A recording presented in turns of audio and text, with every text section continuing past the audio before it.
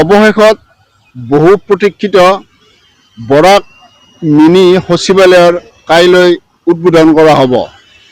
কাইলৈ প্ৰধানমন্ত্ৰীৰ যে শিলচৰ কাৰ্যসূচী আছে, এই কাৰ্যসূচীৰ পিছত মুখ্যমন্ত্ৰীয়ে দিনৰ 12 বজাত এই চিকোনাত থকা বৰাক সচিবালয়ৰ আনুষ্ঠানিকভাৱে উদ্বোধন কৰিব।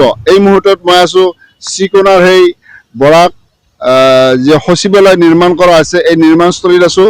এয়া মই ভিডিঅ' দেখুৱাবলৈ ভিডিঅ' জাৰ্নেলিষ্টক আহ্বান জনাইছোঁ। এইটো হৈছে এটা বিল্ডিং।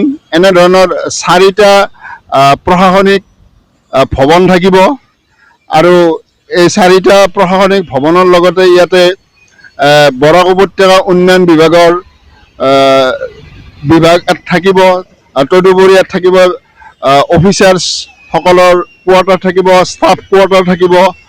তদুপৰি আৰু থাকিব ইয়াতে মুখ্যমন্ত্ৰীয়ে যদি বৰাক উপত্যকাত এই সচিবালয়ত কোনো সভা অনুষ্ঠিত কৰিব বিচাৰে, মিটিং কৰিব বিচাৰে বা কেবিনেট মিটিং কৰিব বিচাৰে, তাৰো ইয়াত কনফাৰেন্স হলৰ ব্যৱস্থা কৰা হৈছে। গতিকে বৰাক উপত্যকাৰ যিখিনি মানুহ গুৱাহাটীলৈ গৈ সাধাৰণতে সচিবালয়ৰ কাম কাজ কৰিব লগা হৈছিল ইমান দিনে, এতিয়া সেই কাম যথেষ্ট লাঘৱ হ'ব। আমাৰ বৰাক উপত্যকাত যিটো শিলচৰৰ ওচৰতে চিকোনাত নিৰ্মাণ হৈছে এই বৰাক সচিবালয়, এই বৰাক সচিবালয়ত এতিয়াৰ পৰা কাম কাজ সম্পূৰ্ণৰূপে ইয়াতে অনুষ্ঠিত হ'ব আৰু বৰাক উপত্যকাবাসীৰ যিখিনি অভাৱ অভিযোগ লৈ গুৱাহাটীলৈ ইমান দিনে যাবলগীয়া আছিল, সেই কাম কাজবোৰ এতিয়াৰ পৰা সুচাৰুৰূপে ইয়াতে হ'ব। ইয়াত দেখা গৈছে, মই ভিডিঅ' জাৰ্নেলিষ্টক আহ্বান কৰিছোঁ, এইটো সন্মুখৰ গেট, এই গেটৰ কাম চলি আছে। ইয়াতে চাইনবোৰ্ড বহিব, বৰাক উপত্যকা সচিবালয় বুলি ইয়াত চাইনবোৰ্ড বহিব। সেইটো হয়তো মুখ্যমন্ত্ৰীৰ যিহেতু কাইলৈ অনুষ্ঠিত উদ্বোধন কৰিব, গতিকে আজিৰ ভিতৰত ইয়াত নিশ্চয় ইয়াত চাইনবোৰ্ড লগোৱা হ'ব।